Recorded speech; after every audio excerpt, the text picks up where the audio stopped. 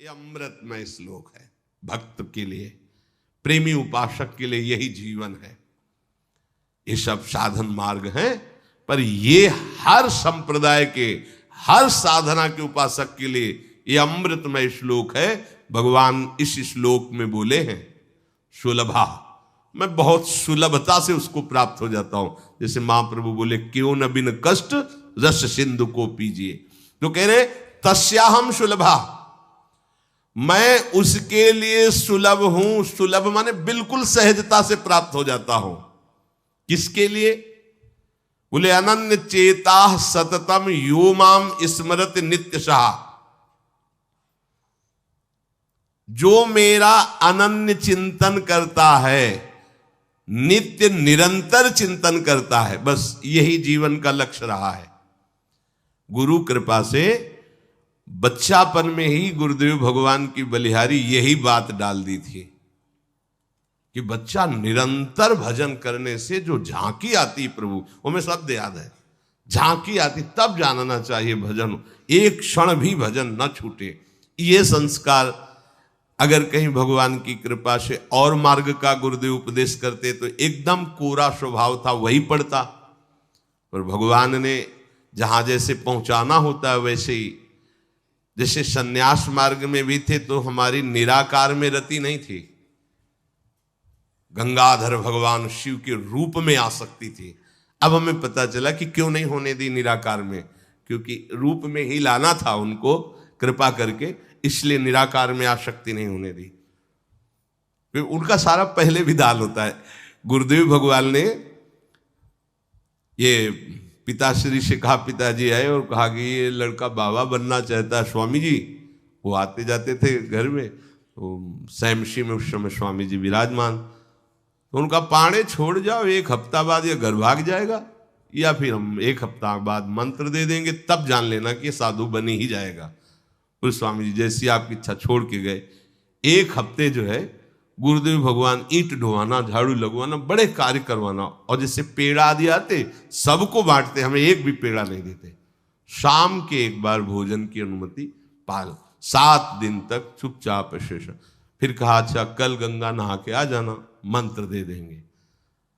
ठीक है, सुबह गए स्नान करके तो पंचाक्षरी मंत्र दिया, मंत्र दे के कुटिया में गए, फिर उठ के आए, बोले सुनो आओ एक बात कहनी। बैठे, बोले 12 अक्षर मंत्र भी ले लो। तुम कहा जपेंगे कौन? बोले पहले तुम ये जपना, लेकिन ये रखे रहो, आगे काम आएगा। हमारी समझ में नहीं आ रहा था कि मतलब मंत्र 2 क्यों दे रहे हैं। ये पहले से भूमिका तैयार थी वृंदावन की, हमें पता नहीं था। 12 अक्षर मंत्र भगवान श्री कृष्ण का, पंचाक्षरी मंत्र सबसे पहले दिया। बाद में पता चला कि ये बीज तो गुरुदेव ने ही पहले बो दिया था कि जिस मार्ग से घूम के जाना है। वो कह रहे थे कि बाद में तुम्हें पता चलेगा, वो बाल्यावस्था थी, मेरी मति गति वहां तक पहुंच नहीं रही थी। और जपे हम पहला ही, जपे पहला ही, बाद में जब भगवान शंकर ने इधर, तब हम मुझे समझ में आया कि बीज तो गुरुदेव भगवान ही अंदर से बो दिए थे पहले ही। ये कृपा गुरुदेव भगवान की हुई कि चित्त में बैठाल दिया कि निरंतर चिंतन करना यही संन्यास है, यही साधना है, यही भगवत प्राप्ति का स्वरूप है। गुरु कृपा से पूरे जीवन भर एक बात रहे कि हम कभी 1 सेकंड के लिए अपने आराध्य देव को ना भूले। पूरे जीवन भर इसकी चेष्टा गुरु कृपा से करते। अन्य सब बात थी साधन की, पर बात उसमें प्रधान ये थी कि भूले ना। जैसे हम गायत्री मंत्र भी जप रहे हैं नैष्ठिक ब्रह्मचर्य में, तो गुरु के द्वारा दिया हुआ पंचाक्षरी मंत्र लिखा हुआ है, बार बार उसे देख रहे हैं, या अंदर से देख रहे हैं, गायत्री मंत्र चल रहा है। बड़ी कृपा रही है, मन को भागने के अवसर नहीं मिले। अनन्य चेता सततम, इसीलिए हम आपको फिर कह रहे हैं, बहुत जल्दी लाभ लेना है तो इसको डबल पटरी में फंसाओ। यह जो एक मन बहुत ठोर कर कह कर उसने सच उपायो, बहुत जगह नहीं लगता है कि एक प्रभु में लगाओ फिर संसार में, प्रभु में ही 2 जगह लगा दो। बड़ी चतुराई से फांसा जाता है। यदि मंत्र से भाग रहा हो और तुम्हें कहीं रूप का अभ्यास हो भगवत कृपा से, तो रूप में फंसाओ, चरणों से लेकर के मुकुट तक, मुकुट से लेकर चरणों तक इसको फंसाओ। पर यह कठिन बात है, रूप आना कोई साधारण बात थोड़ी। तो डबल नाम में फंसाओ। जैसे कल कहा था कि शरणागत मंत्र चल रहा, राधा लिखे है, राधा बार बार, और शरणागत मंत्र जा कहा जाएगा। तो जब गायत्री जी जब करते थे अनुष्ठान पुरस्चरण का, तो सामने पंचाक्षरी मंत्र लिखा हुआ है और गायत्री मंत्र चल रहा है। अगर हम जरा सा भी चूकेंगे तो या तो मंत्र छूटेगा और या तो वो दृश्य छूटेगा। बिल्कुल मन को कोई जगह नहीं रखते थे, कोई जगह नहीं रखते। अनन्य चेता, ये बहुत बड़ी सिद्धि, बहुत बड़ा लाभ है कि अन्य कुछ स्मरण ना आवे। इसका अभ्यास आप कर लीजिए, फिर नशा तो ये चढ़ा देगा। ऐसा नशा चढ़ता है, ऐसा लगता है जैसे खोपड़ी घूम रही हो और उसके साथ मंत्र घूम रहा हो। ये ऐसे करो तो पका जैसा दर्द होने लगता है। एक एक नस नाड़ी मंत्राकार। न भोजन की इच्छा है, न किसी के देखने की इच्छा है, इच्छा रहित केवल मंत्र चल रहा है। तदाकार वृत्ति, मंत्राकार वृत्ति। अब इतनी प्रपंच की वृत्तियां फैलाए हो, इतना बहिर्मुख हो, कैसे बात समझोगे अंतर की। अनन्य चेत, भगवान कह रहे मैं सुलभ हूं, सुलभ हूं। काशी में प्रतिदिन ये होता, आज महादेव जी साक्षात आएंगे। सुबह से तैयारी हो जाती थी, आज महादेव जी आएंगे। घाट में ही रहते थे, पंडों की छतरी के नीचे तपती हुई धूप, तो घाट में धूप ऐसे ज्वाला सी लगती थी, और छोटी सी छतरी, उसी के नीचे दोपहर रात्रि वहीं 2 बजे तक तो तपती थी फर्श। और 2 बजे के बाद स्नान करके महादेव जी विश्वनाथ जी पहुंच गए। बस रोज आज मिलेंगे, आज तो निश्चित मिलेंगे। एक दिन इतना आनंद था कि आज तो बस आ ही रहे हैं, ऐसा आ ही रहे हैं। जैसी भावना करोगे, जा पर जाकर सत्य सने हो, सो तो ही मिले न कुछ संदेह हो। भयंकर जटाओं का बोझा ऐसे, इतना बड़ा हाथ में त्रिशूल लिए, देखा दोपहर में नग्न पैर से आ गए। अब अपने जो जहां पागल हुए उसको दिखाई दे, साष्टांग दंडवत ऐसे, मौन, कुछ बोले नहीं उससे। हम तो बस वैसे स्तब्ध, जैसे कोई जड़वत। बाद में विचार आया इसका मतलब क्या था। मैं ही मैं हूं, दूसरा कोई नहीं है। अलग से देख ली की भावना मत करो, कण कण में मैं विराजमान हूं। एक दिन भाई जी के प्रति बहुत आकर्षण जब था, तो एक स्वप्न देखा कि स्वप्न में हम भाई जी से पूछ रहे कि मुझे श्री कृष्ण की प्राप्ति कब होगी। इसके बाद की बात, भाई जी ने ऐसे चश्मा करके ऐसे देखा, राधा बाबा बगल में बैठे, और कहा जब श्री कृष्ण बन जाओगे तब श्री कृष्ण की प्राप्ति होगी।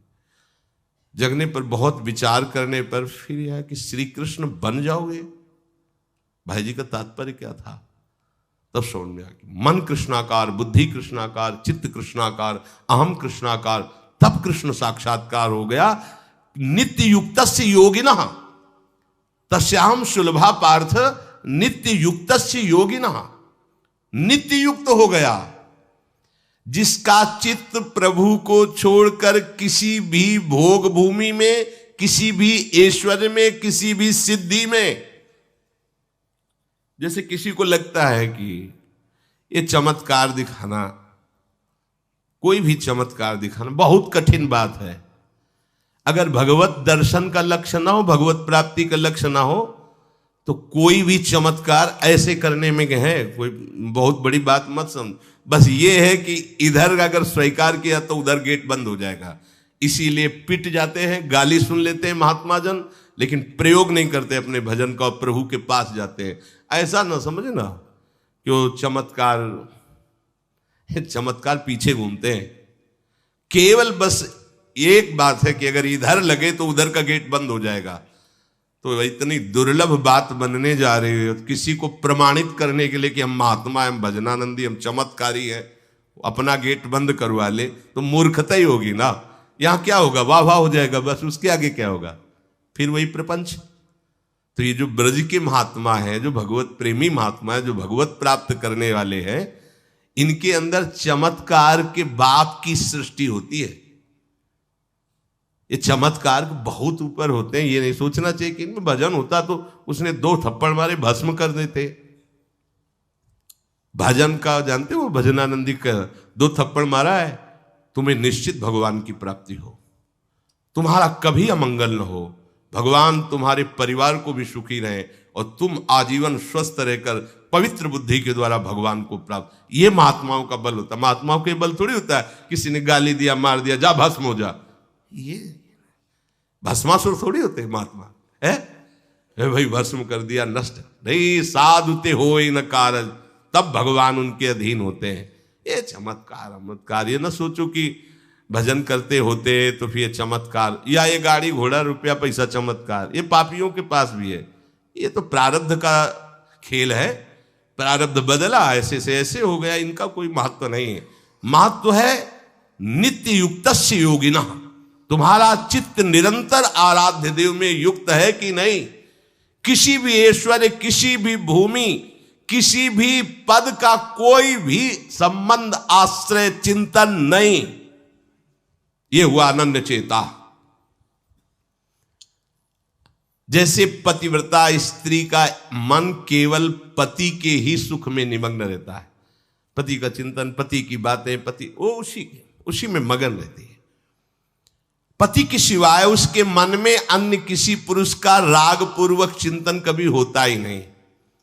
जैसे शिष्य का गुरु के सिवाय कहीं चिंतन नहीं होता, पतिव्रता पत्नी का मन, प्राण, तन सब पति के ही सेवा में, चिंतन में, मनन में। जैसे शिष्य का गुरु के ही तन, उनकी सेवा में मन, उनके आज्ञा के पालन करने में एक एक चेष्टा गुरु की प्रसन्नता के लिए, कोई दूसरा इष्ट शिष्य का होता ही नहीं है। शिष्य का कोई दूसरा इष्ट नहीं होता। ऐसे शिष्य को अपने गुरुदेव में ही भगवान का साक्षात्कार हो जाता है, क्योंकि पर्दा हटा तो देख लिया कि प्रिया प्रीतम मुस्कुराते हुए बैठे। श्री भट्ट देवाचार्य जी के पास जब हरिव्यास देवाचार्य जी आए तो कहा, भगवान हम शिष्य बनना चाहते हैं। तो उनका, तुम्हें हमारी गोद में कुछ दिखाई दे रहा है? तो कहा, ऐसा में कुछ तो नहीं दिखाई दे रहा है। तो उनका, फिर अभी तुम जाओ गिरिराज जी की 12 वर्ष परिक्रमा करो, राधे राधे बोलो 12 वर्ष पर। ऐसा ही किया। 12 वर्ष बाद फिर आए, अब कुछ दिखाई दे रहा है? बोले भगवान कुछ नहीं दिखाई दे रहा। बोले जाओ फिर 12 वर्ष करो। कह रहे कि जो शिष्य है गुरु के सिवा और कोई इष्ट रहे हैं, उन्हीं का चिंतन, उन्हीं के आगे, तो वहीं उसको साक्षात्कार हो जाता है। जब 24 वर्ष बाद आज्ञा पालन करके आए तो देखा प्रियालाल गोद में। बोले अब कुछ दिखा है? हाँ। बोले प्रियालाल महाराज जी विराजमान है, आओ। वही महावाणी के रचयिता श्री हरिव्यास देवाचार्य जी गुरु आज्ञा में एक कदम पीछे ने 24 वर्ष गिरिराज जी की परिक्रमा राधे राधे आए नहीं, जब तक आज्ञा पालन नहीं हुई। आज्ञा पालन साक्षात्कार करने के बाद मंत्र दीक्षा दी। आज्ञा पालन का फल भगवत साक्षात्कार। जो अन्य तरफ मन ले जाता है, अन्य तरफ अपना भाव ले जाता है, वो अनन्य चेता नहीं कहलाता है। अनन्य चेता को भगवान सुलभ हो जाते हैं। सततम यो माम स्मरति नित्यशः। सततम का अर्थ होता है जब आप होश में हैं तो आपका मंत्र या नाम चल रहा हो। नींद खुली, आप जप नहीं रहे, आपको ऐसा कि मंत्र जपना, ऐसा नहीं, चल रहा है। तो सोते में भी चल रहा है।